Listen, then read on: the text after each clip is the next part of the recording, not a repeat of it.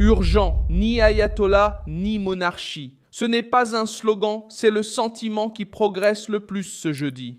La crise en Iran est à son point le plus bas de son histoire récente. Ce qui est en jeu maintenant, ce n'est pas seulement la survie du régime, mais aussi le contrôle du lendemain. Le scénario est celui d'un siège politique, de la peur dans les rues et d'une lutte ouverte pour savoir qui pourra occuper l'espace laissé par un système épuisé. La ligne qui gagne du terrain parmi les dissidents est claire. L'avenir de la nation iranienne ne passe ni par les ayatollahs, ni par le retour de la monarchie.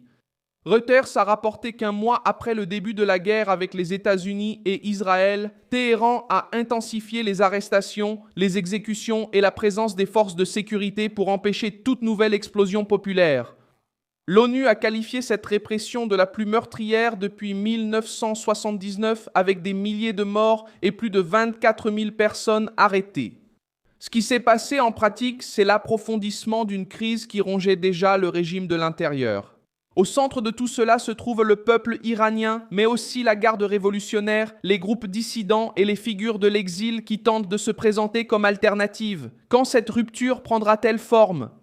Après l'effondrement de la monnaie, la hausse brutale du coût de la vie et la répression contre les manifestations qui se sont répandues dans les 31 provinces, Amnesty International rapporte que les protestations ont commencé le 28 décembre 2025, ont pris de l'ampleur avec des grèves et des actions dans la rue et ont commencé à exiger la fin du système de la République islamique.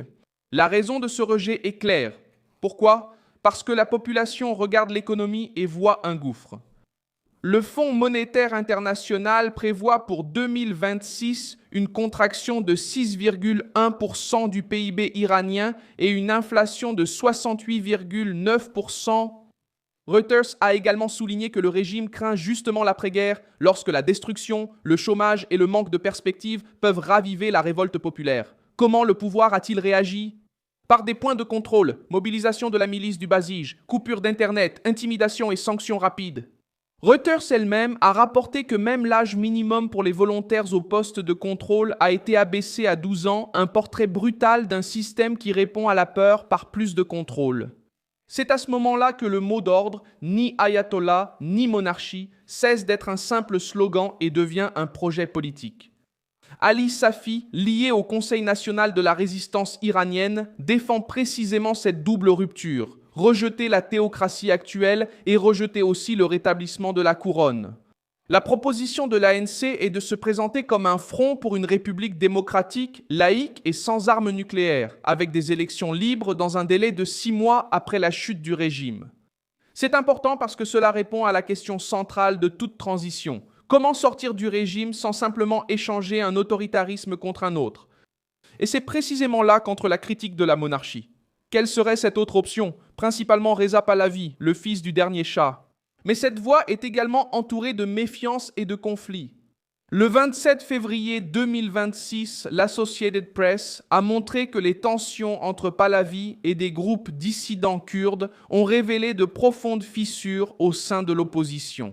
Déjà le 16 avril 2026, un autre reportage de l'AP a montré que la diaspora iranienne reste divisée sur la question de savoir qui devrait diriger une éventuelle période post-régime, avec des accusations de menaces et de radicalisation entre les courants rivaux. En d'autres termes, la lutte ne se limite pas au pouvoir de Téhéran. Elle est aussi contre la tentative de vendre au peuple iranien l'idée que la seule issue serait de revenir au passé. Le tableau donc est dur et objectif.